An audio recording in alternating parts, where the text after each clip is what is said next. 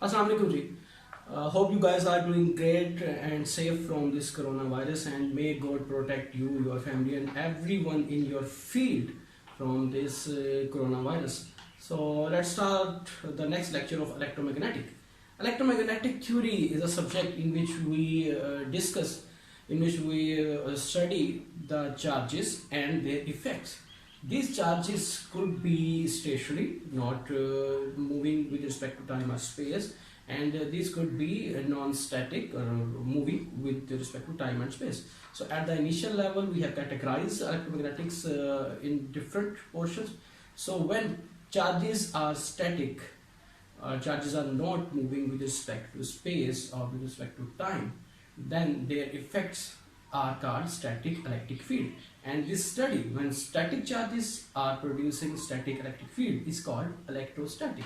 So before jumping to our current or today's lecture, electric potential, it's nice to have a brief revision of the course that we have covered up till now. Okay, initially we state that in order to design a subject which based on deductive approach like electromagnetic theory, we need three kind of ingredients. Number one, we must have some basic quantities. So we define the basic quantities for electromagnetic sources were the charge density, current densities, then their effects are electric field, magnetic field, electric flux density, and magnetic flux density. So these are the basic quantities that we are going to encounter in our subject electromagnetic theory. At the second step, we need some rules of operation that we are going to implement or to manipulate or to play with the basic quantities. So initially we deal the operators, three operators: gradient, divergence, and curl. Then corresponding to them their theorems like Stokes theorem and divergence, Stokes law and divergence theorem. Then we also go through the null identities, two null identities corresponding to the Helmholtz theorem. So these are the basic rules of operation, and the important thing was the coordinate system, orthogonal coordinate system, that we need to consider before implementing the basic quantities and these rules of operation. Okay, so that was the second part that we knew. Third important thing is fundamental postulates or fundamental formulas of electromagnetic. Here again we distribute our subject electromagnetic in a category: electrostatic, magnetostatic, and then finally electromagnetic. So we first start electrostatic, where static electric field produced due to the static charges, and these charges depend the flow of these charges, the field produced by these charges depend on the amount of charge enclosed, and the electric field produced, the static electric field, was path independent, and that was irrotational. These were the fundamental postulates of electrostatic that we firstly discuss when we start the electrostatic.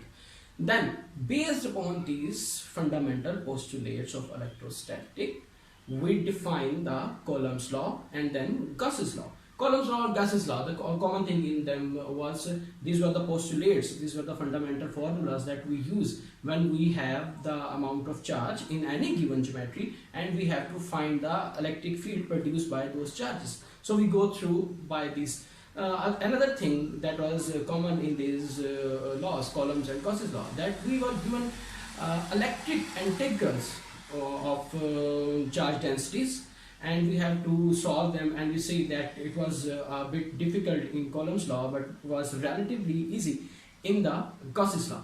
But it's not always true that we are given the distribution of charges or charges. Sometimes we are given the effects of these charges in some other format other than electric field, and we have to find electric field from that format, and one of that format is electric potential, our today's topic.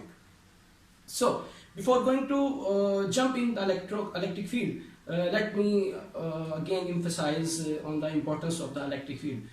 In nature we have many cases where we don't have a symmetric or we don't have legacy to have infinite sheet or infinite long wire as we had the case in Gauss's law or when we are dealing the Coulomb's law. We could have some finite length geometries.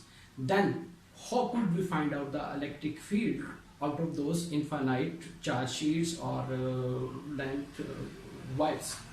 Okay, so electric potential also provides the solution of these kind of problems. So that is another very important benefit of electric potential. Okay. So before going to define the electric potential, formally define the electric potential, let me remember use some formulas where we have already give hints about the electric potential. Okay, if you remember, we had the null identity. The first null identity was curl of gradient of a scalar quantity, or gradient of scalar quantity then curl of that vector was equal to 0. Okay, that was the fundamental rule of operation in the electromagnetic.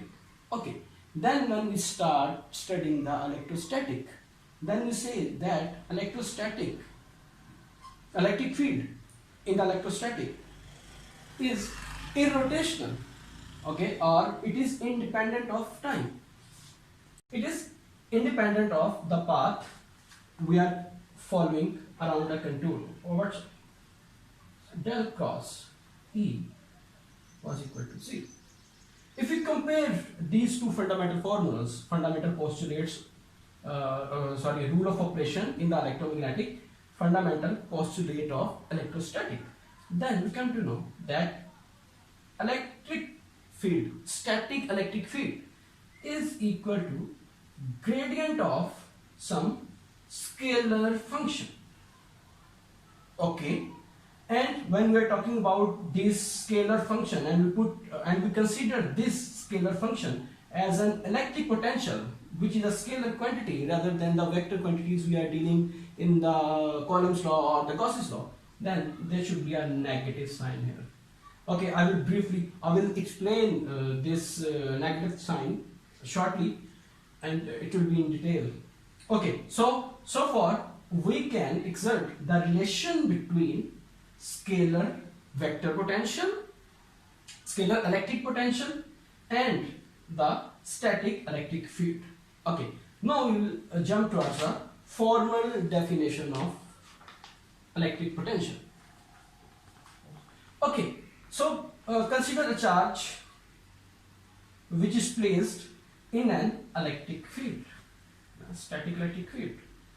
It could be from this to this direction or whatever. And we want to place this charge from this position P1, let's say, to some other position P2. Okay, in order to do this, we have to insert some force on this charge, okay, which will help it to travel a distance, Fs, force applied on the charge, and it covers some distance. So it is the work that we have done to take the charge Q from this point to this point. When we did some work on this charge, it put some energy, or the charge has the capability, let me rephrase it, the charge will have the potential to do some work, and this potential is our electric potential. Okay, when we displace a charge from this to this position, okay, we put some force and it travels some distance, or in other words, there was a work on the unit charge, which is called electric potential. So the formal definition of amount of work required to place a charge from one to other place. Now, as it is electrostatic problem, okay, and we already deal with it, that static electric field is irrotational or independent of path. So we could travel from P1 to P2 through any path, from this one and from this one. Okay, so the initial or that we have the definition that we have already discussed in our primary physics lecture about the electric potential was amount of work done on a column charge to place it from one to other point. These points could be at some non-reference locations, or one of the point is at infinity, which is a reference point, and all the theory that we have already discussed about the electric potential. Now give me another, now let me give another version of this story. Okay, we have already defined that electric field is equal to force per column charge. Okay, in the fundamental postulates of electrostatics, where we define the electric field. Okay, so I insert a force on this charge against this electric field. This against word is important. Okay, and resultant, it covers some distance. Let's say it moved from this to this point. Okay, so that's it covers some distance d. It is not let denote s for the distance, f by q. Okay, then I further insert some force and it travel from this to this place, then and so on and so forth. The charge approaches at the point P2 via these chunks, which are S1, let's say S1, S2, so on and so forth. Okay, so in order to calculate the total amount of force and the distance traveled on this charge, I have to integrate P1, P2. And these fractional elements, S1, S2, these are all labeled as differential change in length. This length, and this length, and this length, and so on. So, by doing so, by taking this integral from path P1 to P1, which would be this one or this one, because electrostatic, the static electric field is a path independent field. So, that integral will give me quantity potential difference. So, this is a version that we required in the electrostatic. Okay, aware at the next step. Next step, let's say potential at this point is this one, and the potential of the charge at this point is the V2. Then the total potential which we have till here, that is equal to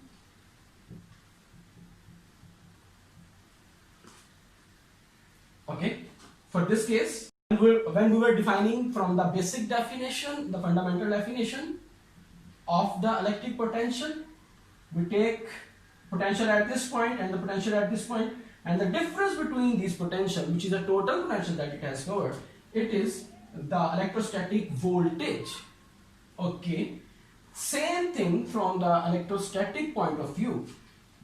If static electric field covers a total distance, which is the same equation here, then it is the total electric potential that will be attained by a charge which is moving from point P1 to the point P2 on a given line or a given contour path, right? So if I equate P1 to P2, these points, as I said earlier, these points could be non-reference points, and the points P1, P2, or one of them could be a reference point, like it could be an infinity, which is a reference point.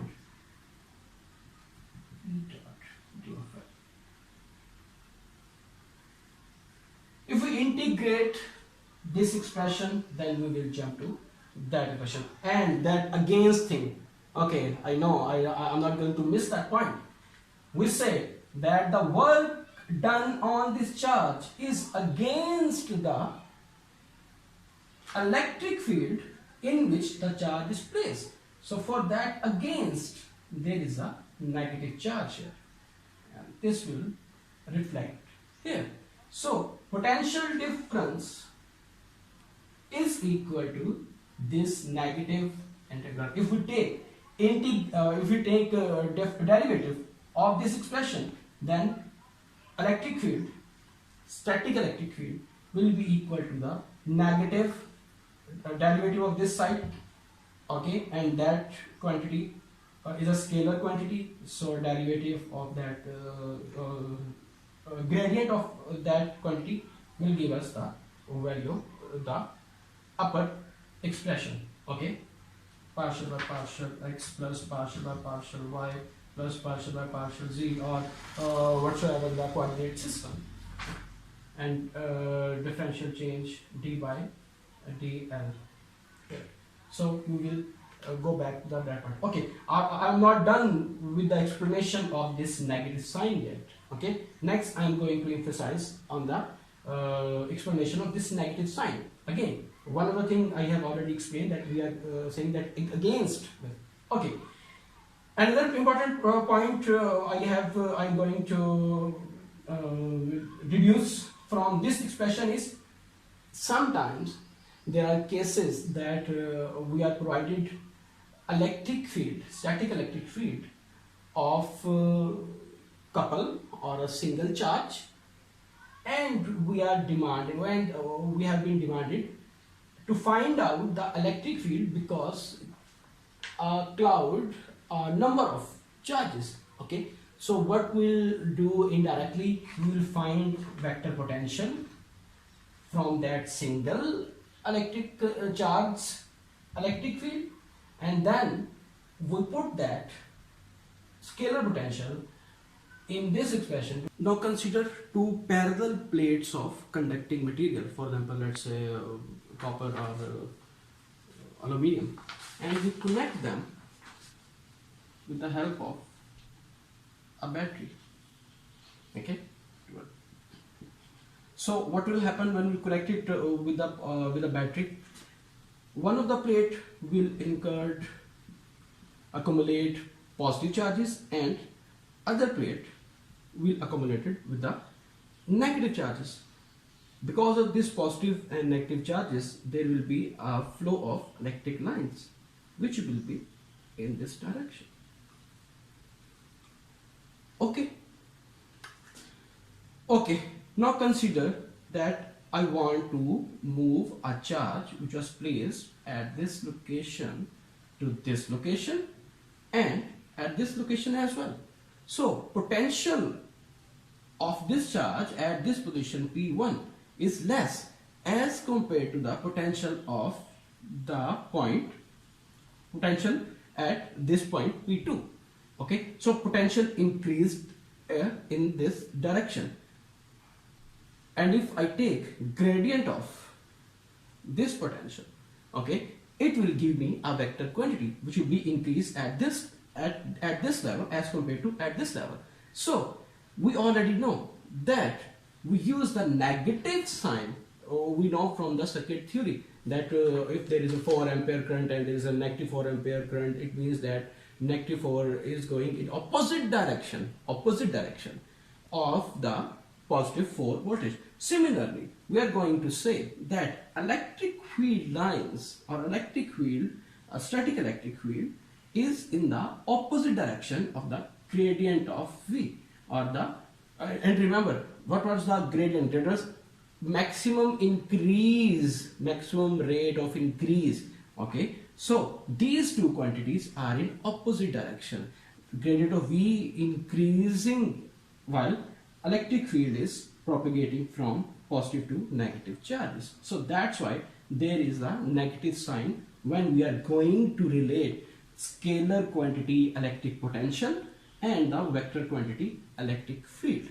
Okay, that was the second explanation why we are using this negative symbol. We have already explained when we are doing the work example that we were placing the charge against the electric field. The work was done by the charge, by the force, against the electric field.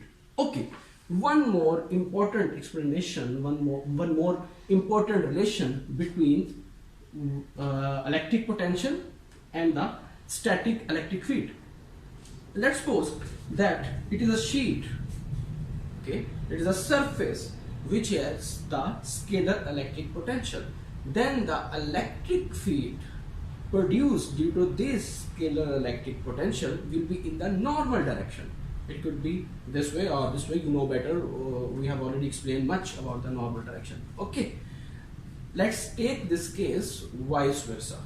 Okay, for example, you are known that it is the surface which has some sort of charge or distribution of charge density, surface charge density, and you are given that electric field is in the normal direction. So you will come to know that electric potential will be along the surface of this sheet. Okay, that is an important relation between potential, scalar potential, and the electric field that we will use in the next topic. So please note it down. Okay, let's move towards the next step.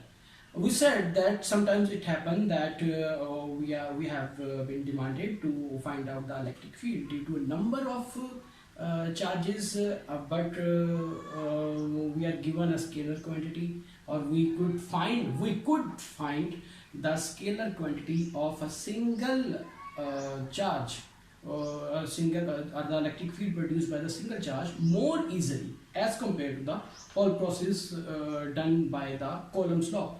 Or there are some cases that we don't have infinite geometry, so that we could apply a Gaussian surface, or we don't have a symmetric geometry so that we could apply that Gaussian surface. So in those cases we could use electric potential, as I was briefing it in the importance section of this topic. So for example, we have number of charges, let's say 2 charges or 3 charges or n number of charges, and electric field produced by a single charge is given, which is, let's say, electric field scale. Let's say it is the electric field which is produced by this charge at a distance for the observer which is placed at a distance r. Simple like. Sure.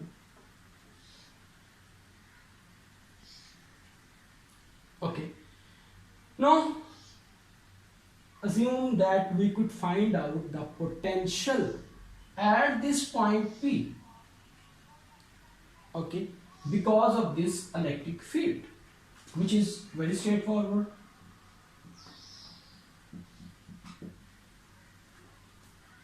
Originally it is V2 minus V1 as I just described, and P1 to P2. And now for the simplest possible case, let's assume that this point is at infinity, at some reference point. So our other potential, which is at infinity, will vanish, and there will be this expression. So there is no point for V2 or V1, it's only potential. Potential at this point, which is at infinity, from that charge Q. Okay, so if I put this value here and take integration, okay, differential change in length will be dr, okay, distance from this to this point, or the line which is connecting the 2 points. Okay, so this is this. So I have to integrate on the r, which is 1 over r square. Rest of the terms will be constant and will be taken out of. Integration of 1 over r square will give me 1 over r, and when I put the values, okay, point P2 at distance r, and now I have to transform the integral in r. So I replace my upper limit with the r. Okay, I should do it earlier, but okay, I need it here, so that's why I convert it here. Okay, so when I put the values, 1 over r will give me 1 over r minus 1 over infinity will give me 0. So that is the potential that I interpret. The step to find out electric field is relevantly very easy, as there was not any vector integral involved. Okay, this point will be more clear when I will go on the next step. Okay, so bear with me till then. Okay, so now consider that instead of the other point at the infinity, a reference point, let me have a charge, and we are interested to find the potential at point P1, which is at a distance R1, and at point P2, which is at a distance R2. These points could be somewhere else on the equipotential surface. Let's say this point P2 could be there on the equipotential surface, but as electrostatic property, then the second fundamental postulate, which states that static electric field is independent of the path, so we could consider it here, or P1 minus P3. Okay, it will again give us that distance. Okay, whatsoever. So if I am interested to find out the potential at V1, which is at point P1, and V2, which is at point P2, then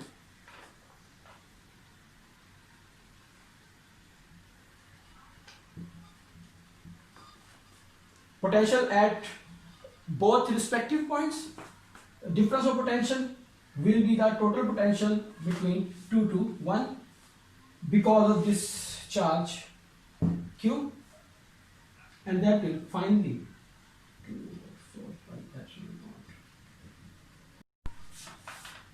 okay, it is the potential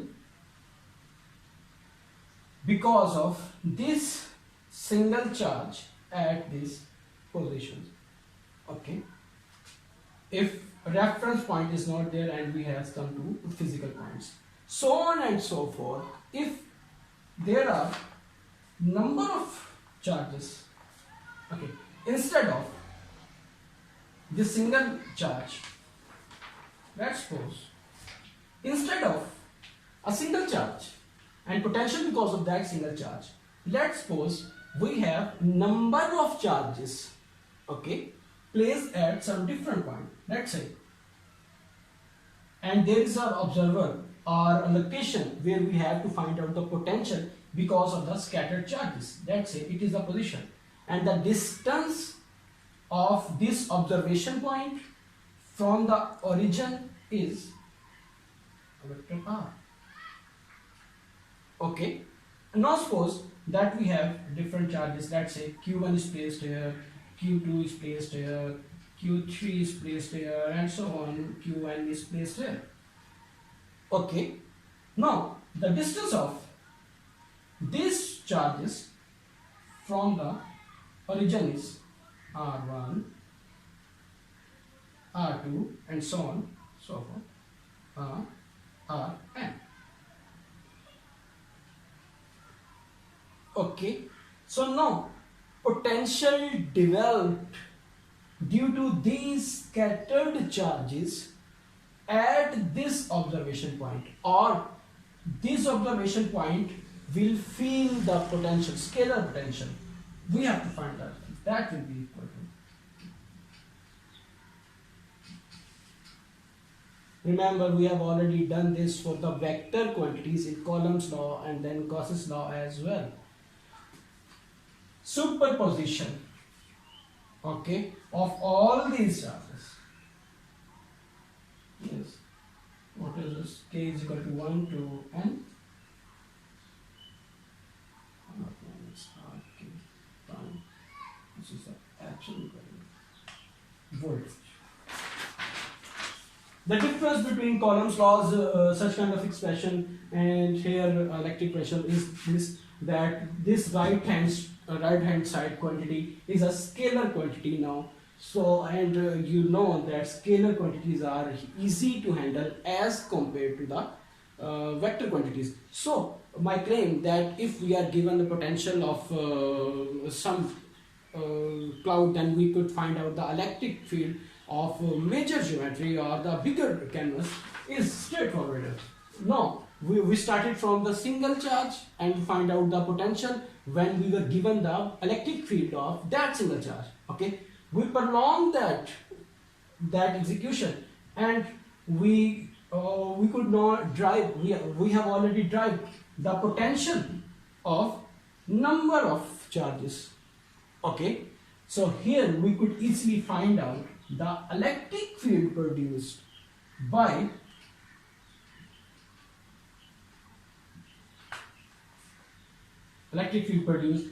these all charges. So now you could compare the difference between the simple problem that we had discussed in the Coulomb's law, where you have to solve a bulky integral. Okay, here you are not going to solve any integral, you have already done with the formula. Okay, now you just have to take partial derivatives, okay, in the respective coordinate system. Okay, okay, at the next step, as we did in the Gauss's law, we had such cases where we have continuous distribution of charges in a geometry. The geometry could be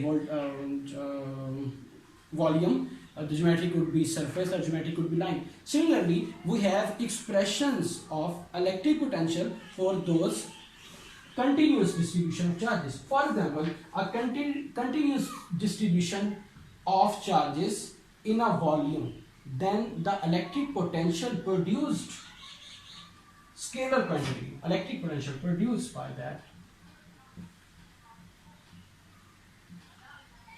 Integration formula. Here you have to encounter with the integration, but that integration that you had encountered in the Coulomb's law and here has a big difference, because now this is a scalar quantity. There you have to find out the distance, a vector distance. Here you will also have to find out the distance, but that distance is relatively easy as compared to the distance that you have covered and that you had discussed in the Coulomb's law or in the Gauss's law.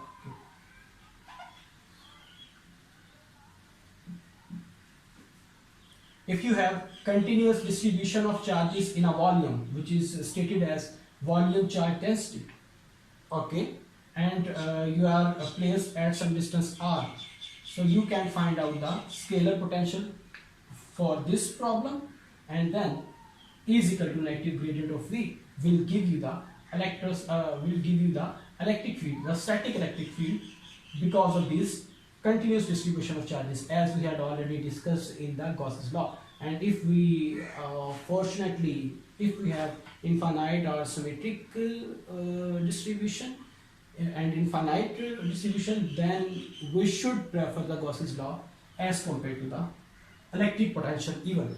Okay, because in that case Gauss's law is helpful as compared to the potential or the Coulomb's law.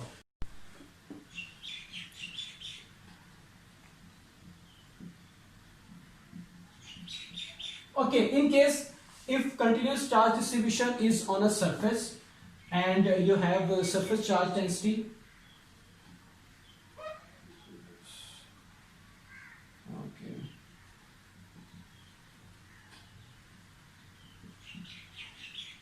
and if linear charge density rho fell, then on this line,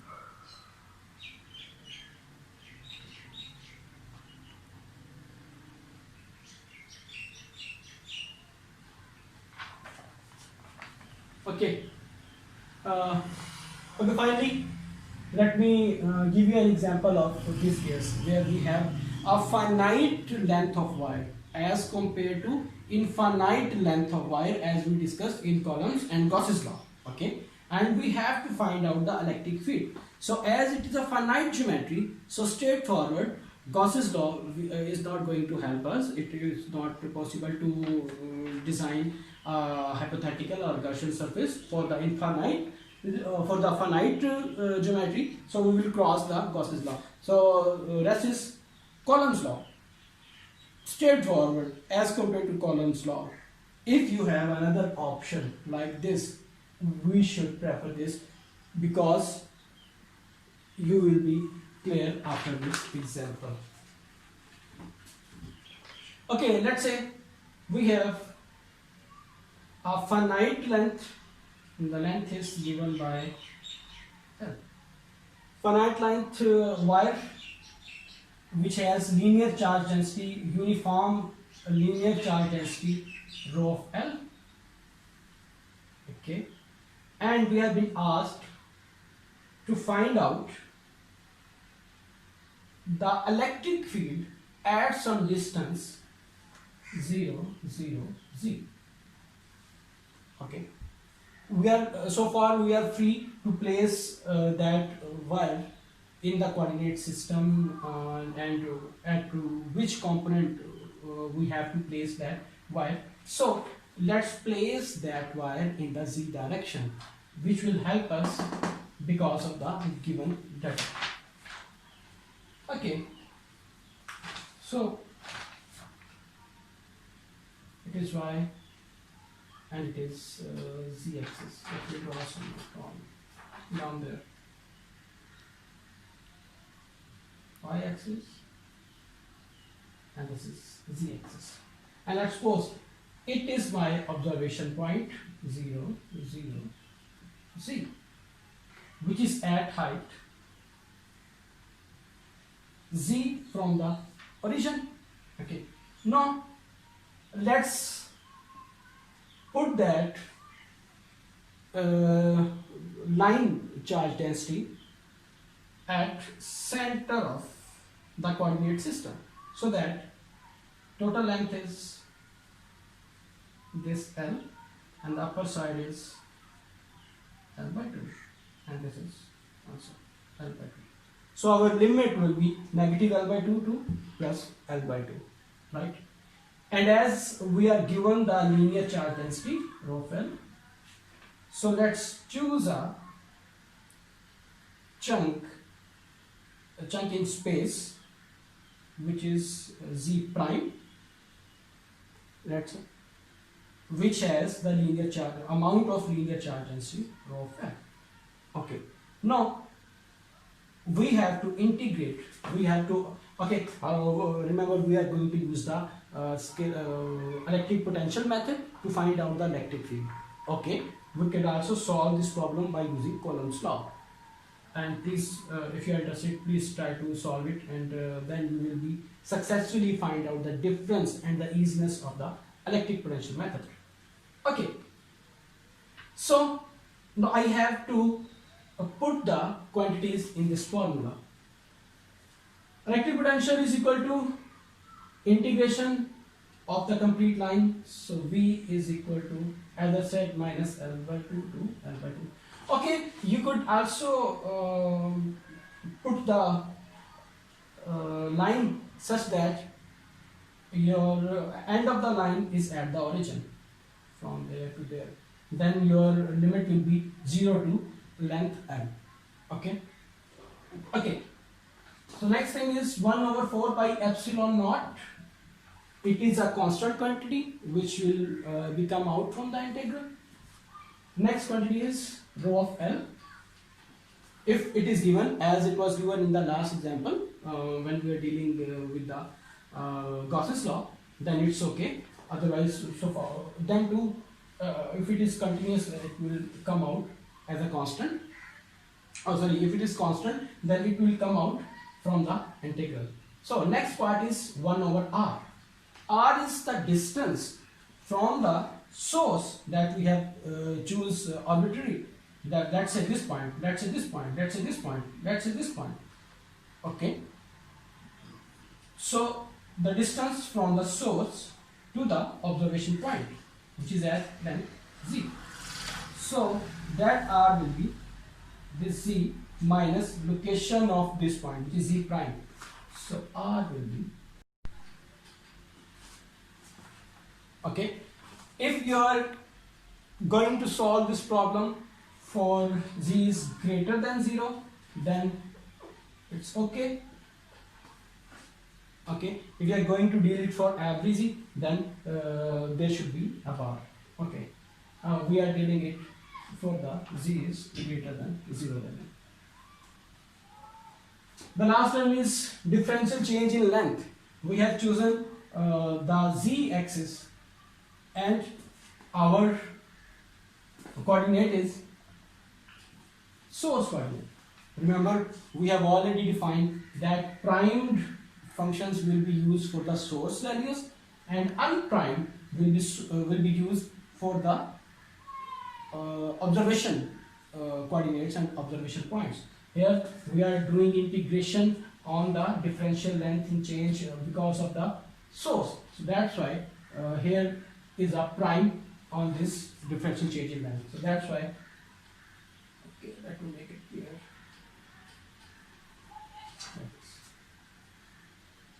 So what you have to do here, you just have to integrate 1 over z minus z prime with respect to z prime, or you just have to integrate 1 over x fx. And you are all aware of this integral, natural log of this quantity. Okay, so when will you put rho of L 4 pi epsilon naught natural log z minus L by 2 minus z plus L by 2, right? That is our equation. At the next step, remember we are going to find out the electric field because of this finite length charge density, negative gradient of this value.